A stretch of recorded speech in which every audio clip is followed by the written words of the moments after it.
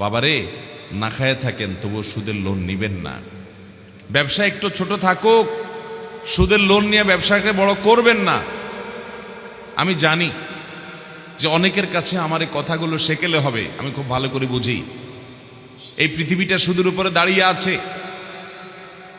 বড় বড় ব্যবসায়ী যারা সুদি কারবার ছাড়া তারা ব্যবসা করতে পারেন না, কঠিন হয় আমি জানি। কিন্তু ভাইরে, গোটা পৃথিবী রক্ষা করার দায়িত্ব আপনার না, আপনার নিজেকে জাহান্নাম থেকে বাঁচানোর দায়িত্ব আপনার। কু আনফুসাকুম ওয়া আহলিকুম নারা। আপনি নিজের চিন্তা করেন যে আমি নিজে সরাসরি সুদের সাথে জড়াবো না, তাতে ব্যবসা বড় না হোক, তাতে আমার লস হোক, তাতে আমি গরিব থাকি, তাতে আমি পিছায় থাকি, আমি চিরকাল বাঁচবো না। যে কাফনের কাপড় পরে যাব, ওই কাফনের কাপড়ে পকেট নাই, কিছু নিয়েও যেতে পারবো না, সব থেকে যাবে, কিন্তু পাপগুলা সব পাই পাই করে ঠিকই সাথে যাবে। ঠিক না ঠিক? পায়রা আমার, সুদের এই জন্য দ্বিতীয় দিক হলো আল্লাহর গজব নাজিল হয়। সুদখোর কখনো সুখে থাকতে পারে না। যারা সুদের কারবার করো, সুদি লোন নিয়েছ বা সুদে টাকা লাগাও, তারা আল্লাহ এবং তার রাসূলের সঙ্গে যুদ্ধের জন্য তোমরা ঘোষণা শুনে রাখো, প্রস্তুত হও। ভাইরে, কিসের আল্লাহ এবং তার রাসূলের সাথে যুদ্ধ? আল্লাহর সামান্য সৃষ্টি, একটু ঝড় আসছে, আপনাদের রাস্তাঘাট সব ধ্বংস হয়ে বরবাদ হয়ে ডুবে শেষ হয়ে গেছে। ঠিক না ঠিক? একটু ঝড়, আল্লাহর সৃষ্টি, সামান্য সৃষ্টি, আর সেখানে আল্লাহ রাব্বুল আলামিন বলছেন তার পক্ষ থেকে যুদ্ধের জন্য ঘোষণা যেন আমরা শুনে রাখি। সুদের যারা কারবার করবে, হয়তো শুরুতে টের পাবেন না বাবারা ভাইয়েরা, একটা সময় টের পেয়ে যাবেন। সুদখোরদেরকে দেখবেন অনেক চকচকা গাড়িতে চলে, অনেক ফকফকা জিন্দিগি তারা লাইফ লিড করে। এই তো তাদের ভেতরকার ত্রাসের যে জিন্দিগি, এই সম্পর্কে যদি আপনার ধারণা থাকে, তাহলে তাদের বাহির না দেখে ওই ভেতরটা বিবেচনা করতেন। আমি এরকম বহু লোক দেখার দুর্ভাগ্য আমার হয়েছে, যে শত শত কোটি টাকার বিজনেস তার আছে, কিন্তু সুদের উপরে সব কিছু দাঁড়িয়ে আছে, সুদি লোন নিয়ে সব কিছু করে। টাকার অভাব নেই, কিন্তু সুখের অভাব আছে। কিসের অভাব আছে? শান্তি নাই, ঘুমের ওষুধ খাওয়া ছাড়া ঘুম আসে না, ছটপট, অস্থির, পাগলের মতো। আপনি তো যেখানে শোন নাক টেনে ঘুমাইতে পারেন। ঠিক না ঠিক? সুখ যে কি জিনিস সে ভাই, এটা আল্লাহ রাব্বুল আলামিন যাকে সুখ দিয়েছেন, অনেক সময় তিনি নিজে অনুভব করেন না যে সুখ কি জিনিস। যে সুখ পায় নাই, সে দুঃখী মানুষটা জানে সুখ কাকে বলে। টাকা দিয়ে সুখ কেনা যায়? ভাইরা আমার, সুদের প্রথম ভয়াবহ দিক হলো আল্লাহ এবং তার রাসূলের সাথে এটা যুদ্ধ ঘোষণার শামিল। অন্য কোনো অপরাধ, আপনি শুকরের গোশত, কুকুরের গোশত খেলে হারাম হবে, কবিরা গুনাহ হবে, জঘন্য অপরাধ হবে, কিন্তু তাই বলে এটার জন্য আল্লাহর সঙ্গে যুদ্ধ ঘোষণা। আরে আল্লাহর সঙ্গে বান্দার আবার কিসের যুদ্ধ? একটা সৃষ্টি, আর তিনি মহান সত্তা, তার সাথে বান্দার আবার কিসের যুদ্ধের আলাপ সালাপ? এখানে খাটে? একজন মানুষ যদি বলে একটা পিপিলিকাকে যে হ্যাঁ তোমার সাথে আমার যুদ্ধ হবে, এটা তো খাটে না। একটা পিপিলিকার সাথে যুদ্ধ করা লাগে নাকি? আবার ফু দিলেই তো উড়ে যায়। সেখানে মহান সৃষ্টিকর্তার সাথে সৃষ্টির আবার যুদ্ধ কিসের? আল্লাহ রাব্বুল আলামিন তারপরও ফাআযানু বিহারবিন মিনাল্লাহি ওয়া রাসূলিহি বলে আমাদেরকে বোঝাতে চেয়েছেন এই অপরাধটা এত ডেঞ্জারাস, এত ভয়াবহ। তোমাদের কাছে মনে হচ্ছে কি হচ্ছে, আমি তো টাকার পিঠে টাকা দিচ্ছি, তার টাকাটা খাটাচ্ছি, এই জন্য তাকে একটু লাভ দিচ্ছি, এমন কি অপরাধ? আর আপনার তো বুঝে আসে না। একটা সভ্যতা আস্তে আস্তে ধ্বংসের দিকে চলে যায় যখন পৃথিবী সুদের উপরে দাঁড়িয়ে যায়, সুদের উপর উঠে যায়, সম্পদ কক্ষিগত হয়ে যায়, গরিব আরো শেষ হয়ে যায়, আস্তে আস্তে সব বৃত্তে পরিণত হয়। সামান্য কিছু মানুষের একটা সমাজ একবারে ধ্বংসের অতল তলে হারিয়ে যায়। একদিনে হয় না, সেটা হয়তো 100 বছর লাগবে, সেটা হয়তো অনেক যুগ লাগবে, কিন্তু ধ্বংস হবেই। এবং এর মধ্যে কোনো কল্যাণ নাই। সবচেয়ে বড় কথা হলো শয়তানের অনেক বড় অস্ত্র হলো এই সুদ। শয়তান এই সুদের কারবারের সাথে জড়িয়ে আপনার দুনিয়া আখেরাত এবং মানুষকে ধ্বংস করতে চায়। কারণ মানুষের সবচেয়ে বড় শত্রু হলো ইবলিস। এই ইবলিস আমাদের বাবা আদমের কারণে, মানুষের বাবা আদমের কারণে জান্নাত থেকে বের হতে হয়েছে, আদম আলাইহিস সালামের কারণে। এই জন্য সে সবচেয়ে বড় শত্রু, সে আমাদের ধ্বংস চায়। এই জন্য সে সুদের কারবারকে পৃথিবীতে প্রতিষ্ঠিত করবার জন্য তার সবচেয়ে বড় এজেন্ডা সে নিয়ে চলছে। মোহতারাম হাজরিন, আল্লাহ তাআলা সেজন্য এটার ভয়াবহতা বোঝানোর জন্য শুধু বলেছেন যে আল্লাহর সাথে যুদ্ধের জন্য অনুমতি এবং ঘোষণা শুনে রাখো।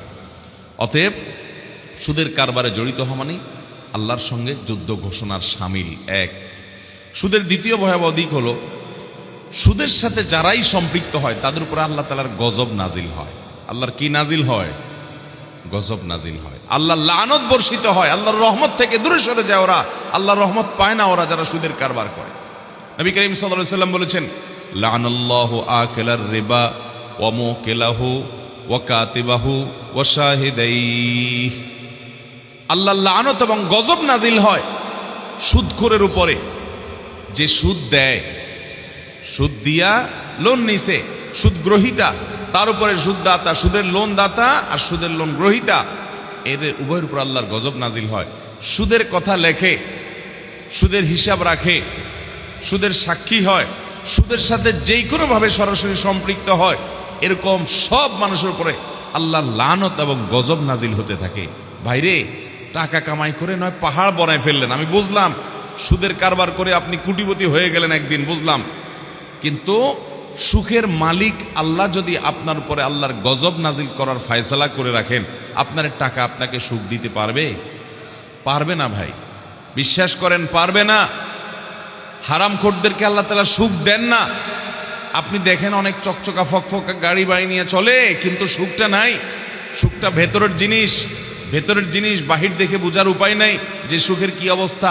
মাথাতে পাপন্থ দেখে সুঠাম দেহের সুন্দর একবারে রাজপুত্রের মতো একজন মানুষ দেখবেন, অনেক হ্যান্ডসাম, দেখতে মনে হবে যে লোকটা কত সুখে শান্তি জানিয়ে আছে, তার ভেতরে ক্যান্সারের রোগ হয়ে থাকলে সে জানে সে কি বহন করে বেড়াচ্ছে। ঠিক না বেঠিক? সুখ যদি আল্লাহ তাআলা কাউকে না দেন তো তার বাহ্যিক রূপ দেখে আপনি বুঝতে পারবেন না। এজন্য সুদের কারবারের সাথে জড়িত হলে দ্বিতীয় সুদের ভয়াবহ দিক হলো যে এটার কারণে আল্লাহর গজব নাজিল হয়। আপনি সুদের কারবার করে অনেক পয়সা কড়ি বানায়া আপনি জেনে শুনে হারাম জানার সত্ত্বেও আপনি সুদের কারবার করে পয়সা কড়ি বানানোর পর দুনিয়ার সব আলেম ওলামাকে দাওয়াত দিছেন, মক্কার মসজিদুল হারামের ইমামদেরকে, শেখ সুদাইদ, সুরাইম, মাহের আল মুআইকিলি, আব্দুল্লাহ আল জোহানি, আরও যারা আছেন সিনিয়র জুনিয়র ইমাম, মুয়াজ্জিন, খতিব, মক্কা শরীফের, মদিনা শরীফের সবাইকে দাওয়াত দিয়া খুব ধুমসে খাওয়াইয়া হাদিয়া তোফা দিলেন। ওনারা সবাই মিলে আল্লাহর কাছে আপনার জন্য দুই হাত তুলে অনেক দোয়া করে দিছে।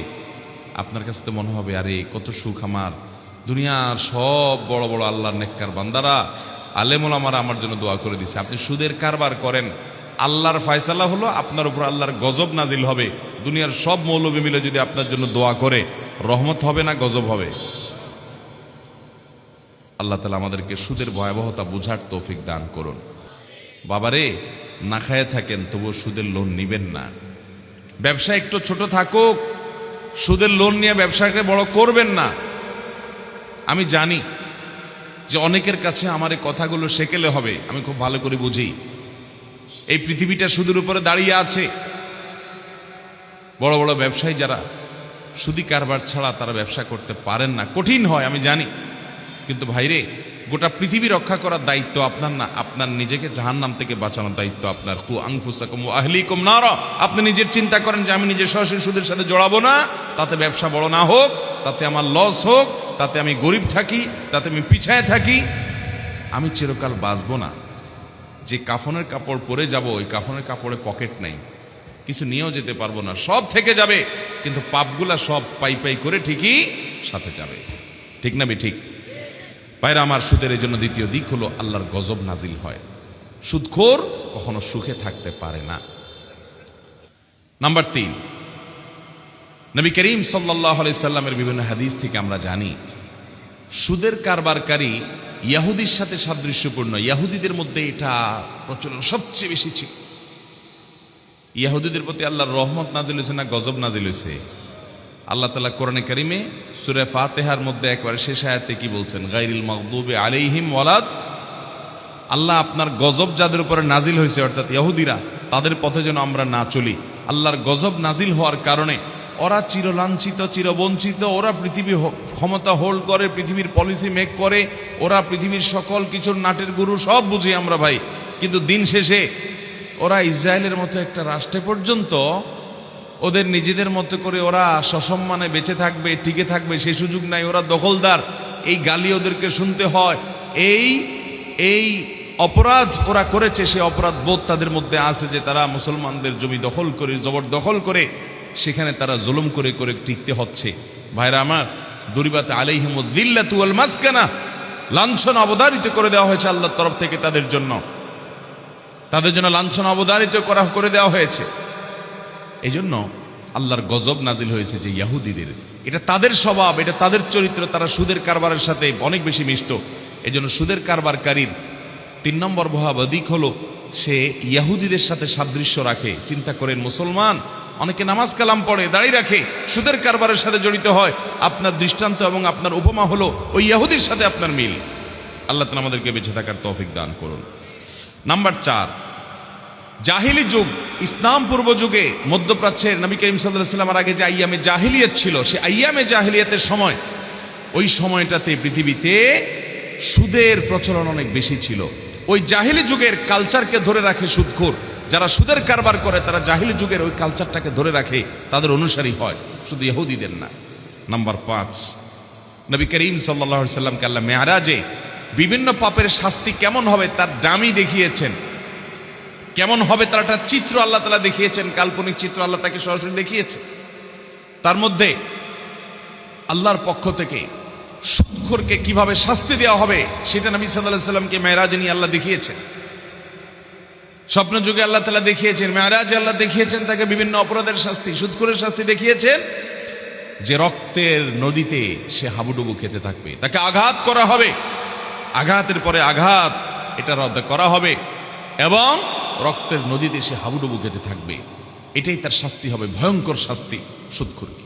মোহতারাম হাজরিন, সুদের 6 নম্বর ভয়াবহতা হলো দুনিয়াতে যারা সুদের কারবার করে অনেক পয়সাওয়ালা হয়, দেখতে অনেক ভালো লাগে, আখিরাতে তাদের দৃশ্য কেমন হবে, চিত্র কেমন হবে, রূপ কেমন হবে? আল্লাহ বলেছেন, লা ইয়াকুমু ইল্লা কামা ইয়াকুমুল লাযী ইয়াতাখাব্বাতুহু শাইতানু মিনাল মাস। জিনে ধরা রোগী, বিকৃত মস্তিষ্ক বা অসুস্থ মানুষ, যাদেরকে আপনি পাগল বলেন, এরকম মানুষদের মতো কিয়ামতের ময়দানে উদ্ভ্রান্ত হতে থাকবে। শয়তান, দুষ্ট জিন কারোর উপরে ভর করলে যেরকম সে মাতলামি করতে থাকে, এরকম মাতালের মতো ছটফট করবে কিয়ামতের ময়দানে। অনেক পাপী থাকবে কিয়ামতে, অনেক অপরাধী থাকবে, জেনাকারী থাকবে, হারাম অন্যান্য হারাম কাজ করানোওয়ালা থাকবে, মানুষ খুনি থাকবে, মদের কারবারি থাকবে, অনেক খারাপ কাজ করা মানুষগুলো থাকবে, ভালো মানুষ থাকবে, সবাই থাকবে।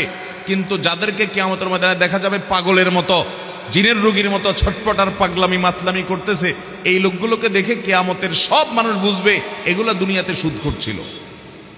এগুলো দুনিয়াতে কি ছিল? সুদখোর ছিল। এরকম অপমানজনকভাবে তারা কিয়ামতে উঠবে। এটা সুদের 6 নম্বর ভয়াবহতা। 7 নম্বর হলো আল্লাহ তাআলা ঘোষণা দিয়েছেন, ইয়ামহাকুল্লাহুর রিবা ওয়া ইউরবিস সাদাকাত। আল্লাহ তাআলা সুদকে ধ্বংস করবেন। দুদিন আগে আর পরে আট্টালিকা অনেক কিছু বানায় টানায় নেবেন, একটা সময় ধ্বংস করবেই আল্লাহ তাআলা সুদকে। আল্লাহ ঘোষণা দিয়েছেন, আখিরাত তো বটে, দুনিয়াতেই ধ্বংস করবেন, ধ্বংস নিশ্চিত সুদের। এটা হলো সুদের 7 নম্বর ভয়াবহতা। 8 নম্বর হলো নবী করিম সাল্লাল্লাহু আলাইহি সাল্লাম তিনি বলেছেন, ইজতানিবু আস-সাবআল মুবিকাত, তোমরা 7টি ধ্বংসাত্মক অপরাধ থেকে বেঁচে থাকো। এর মধ্যে একটা হলো আকলুর রিবা, সুদ খাওয়া। এই 7টা মহা ধ্বংসাত্মক, মানুষকে শেষ করে দেয়। সব পাপই মানুষকে শেষ করে, কিন্তু এগুলো বেশি ধ্বংসাত্মক। এরকম 7টা পাপের মধ্যে একটা হলো সুদ। এরকম ভয়ঙ্কর বিষয় যে ওই শর্ট ভয়ঙ্কর হারামের মধ্যে আবার হারাম, বড় হারাম, কবিরা গুনার মধ্যে আবার চরম পর্যায়ের কবিরা গুনার যে 7টার শর্ট লিস্ট, ওর মধ্যে সুদ স্থান পেয়েছে। অর্থাৎ এরকম ডেঞ্জারাস এবং ভয়াবহ। সুদের 9 নম্বর ভয়াবহ দিক হলো, আপনারা এই হাদিস শুনেছেন, নবী করিম সাল্লাল্লাহু আলাইহি সাল্লাম বলেছেন, আর রিবা লির রিবা 70 হুবান ওয়া আইসারুহা আইয়ানকাহার রাজুলু উম্মাহ। সুদের 70টা ডেঞ্জারাস ভয়াবহ খারাপ দিক আছে। এর মধ্যে সবচেয়ে নরমাল খারাপ দিক যেটা, এর চাইতে ভয়াবহ আরো সবগুলা, এর মধ্যে সবচেয়ে কম ভয়াবহ তুলনামূলক যেটা, সেটা কি?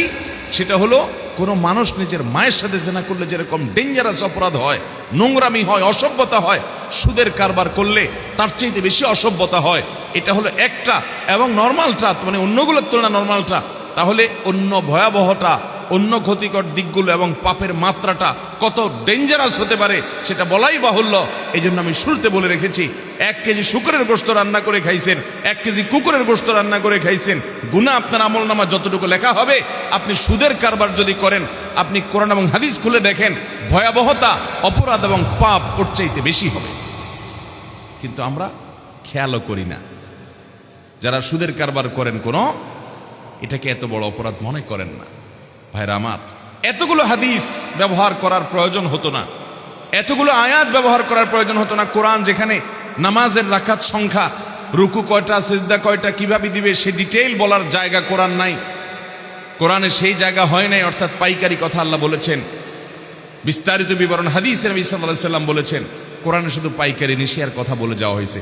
সেই কোরআনের সুদের কথা এত বারবার খুলে খুলে বলছেন। এমনকি আল ইয়াউমা আকমালতু লাকুম দীনাকুম ওয়া আতমামতু আলাইকুম নি'মাতি ওয়া রাদিতু লাকুমুল ইসলাম দীনা।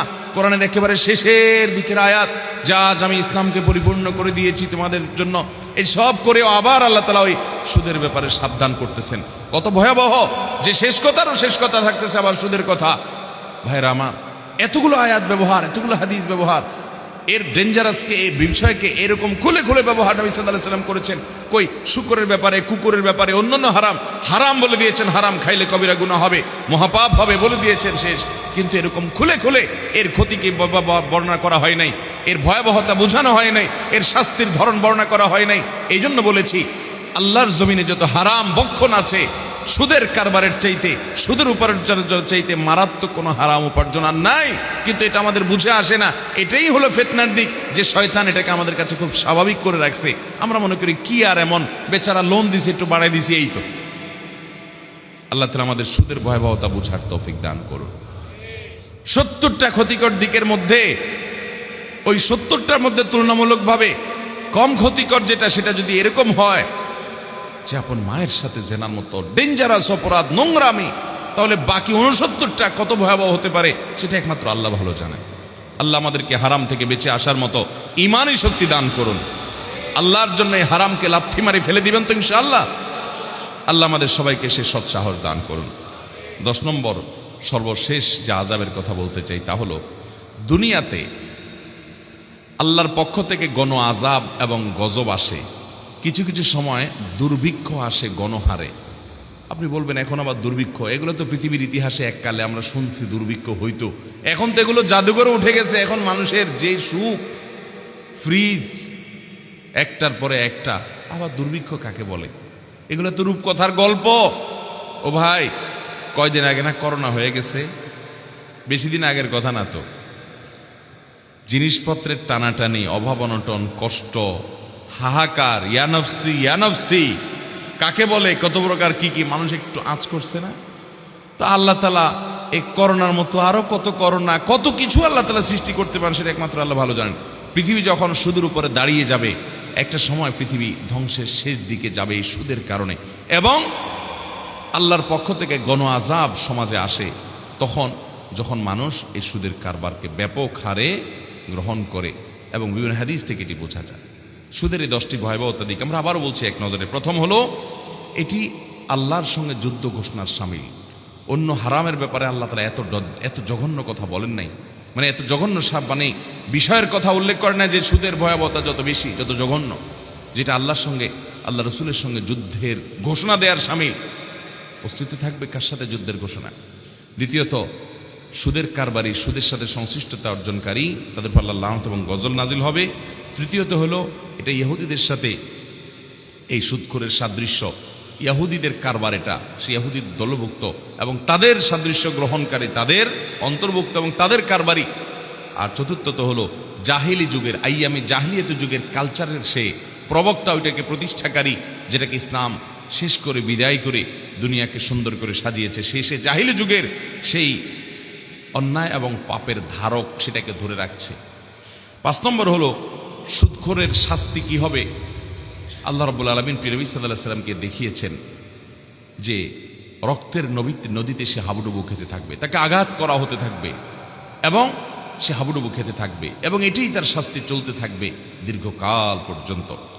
সুদের 6 নম্বর ভয়াবহতা হলো যে সুদখোর সে কিয়ামতের ময়দানে জেনে ধরা রোগীর মতো, মাতালের মতো, পাগলের মতো ছটফট করবে। তার পাগলামি দেখে সবাই বুঝবে এই দুনিয়াতে সুদখোর ছিল।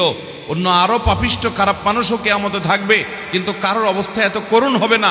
ওর অবস্থা যেরকম করুণ হতে থাকবে, এটা তার জন্য অবমাননাকর শাস্তি, সুদের মতো ভয়াবহ কাজে সে জড়াবার কারণে।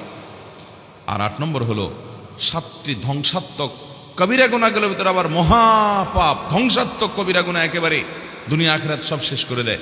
সেই মহাপাপের মধ্যে আবার মহাপাপের শর্ট লিস্টের 7টার মধ্যে এই সুদের বিষয়টি উঠে এসছে। সুদের 9 নম্বর ভয়াবহতা হলো যে এর 70টি খারাপ দিকের মধ্যে তুলনামূলকভাবে ওই 70টার মধ্যে তুলনামূলকভাবে সাধারণ হলো নিজের মায়ের সাথে জেনা করার মতো। সুদের অপরাধ, সুদের ভয়াবহতা এত মারাত্মক যে সেটা এই 70টা, এটা সহ আরো 69টা খারাপ দিকের বিষয় এই সুদের মধ্যে আছে। তার চেয়ে তো ভয়াবহ সুদ। 10 নম্বর হলো আল্লাহর পক্ষ থেকে গণ আযাব এবং গজব নাজিল হয় সুদের কারবারের মধ্যে। অতএব ভাইরা আমার, দুনিয়ার সামান্য মুনাফার লোভে আমরা এনজিওগুলো থেকে, বিভিন্ন প্রতিষ্ঠান থেকে সুদে কখনো লোন নেব না আমার আশেপাশে অনেকে সুদের লোন নিয়ে অনেক দোকানদারি হয়ে করে অনেক বড় কিছু করে ফেলছে। 4টা দোকান করছে, 2টা দোকান করছে, অনেক পয়সা করছে, ঘরের চাল দিছে, গরু কিনছে, ছাগল কিনছে, অনেক কিছু করছে। কিন্তু আমরা এগুলা করব না এর জন্য ওলামায়ে কেরাম এবং এদেশের সৎকর্মশীল মানুষেরা মানুষকে ঋণ দিতে হবে, সহযোগিতা করতে হবে। আমরা আমাদের আসুন্নাহ ফাউন্ডেশন থেকে গত বছর প্রায় 1000 পরিবারকে গরু এবং ছাগল কোনো দাবি ছাড়া কিনে মালিক বানায় দিছি, যেন তারা নিজের পায়ে নিজে দাঁড়াতে পারে। এই বছর আমরা 1300 পরিবারকে সারা দেশে আলেমদের মাধ্যমে রিক্সা কিনে দিয়ে তাদের দারিদ্র্য বিমোচন করার উদ্যোগ গ্রহণ করেছি। সারা দেশের সমস্ত মসজিদ, মাদ্রাসা থেকে, সব জায়গা থেকে ওলামায়ে কেরাম যদি এভাবে উদ্যোগী হন, তাহলে ইনশাআল্লাহ এনজিওদের এই ঋণের বোঝা নিয়ে দুনিয়া আখিরাত সব ধ্বংস করা এবং সুদের কারবারে জড়িত হওয়া থেকে আমাদের ভাইরা বেঁচে যাবে যদি কথার কথা আপনাকে কেউ দেওয়ার মতো লোক নাই হয়, আপনি লোন পাইলেন না, তাই বলে কি আপনি সুদ খাবেন? তাই বলে আপনি হারাম করবেন? মনে রাখবেন, হারামে আরাম নাই। এই কথা আমরা মুখে সবাই বলি, কিন্তু কাজে দেখলে বোঝার উপায় না যে আমরা বিশ্বাস করি হারামে যে আরাম নাই। আল্লাহ তাআলা আমাদেরকে হারামকে ছেড়ে দেওয়ার তৌফিক দান করুন। হারাম ছাড়বেন তো ইনশাআল্লাহ, হারাম পরিহার করবেন তো ইনশাআল্লাহ। সৎ সাহস এবং হিম্মত করেন। দোয়া কবুল হবে না, ইবাদত কবুল হবে না, সন্তান মানুষ হবে না, ইবাদতের স্বাদ পাবেন না হারাম খাইলে। আগে হালাল খান, এরপরে নেকামলের চিন্তা করেন। আমাদের দেশে মানুষের চিন্তা হলো আগে পয়সা করে কামাইনি, এরপরে হাজি সাহেব গাজী সাহেব হয়ে শেষ বয়সে এসে আমি ভালো মানুষ সেজে যাব এবং নেকামল শুরু করব। আগেরগুলো সব দান টাক করে সব ভুলায় ফেলবো। মানুষকে ভুলাতে পারবেন, মানুষ আপনার ইতিহাস অনেকে জানবে না, ভুলে যাবে, কিন্তু আল্লাহর কাছে কোনো কিছু লুকায়িত থাকবে। অতএব হারাম থেকে বাঁচবো তো ইনশাআল্লাহ। আল্লাহ আমাদের সবাইকে আমলের তৌফিক দান করুন। জাযাকুমুল্লাহু খায়রা ওয়া আখিরু দাওয়ানা আলহামদুলিল্লাহি রাব্বিল আলামিন।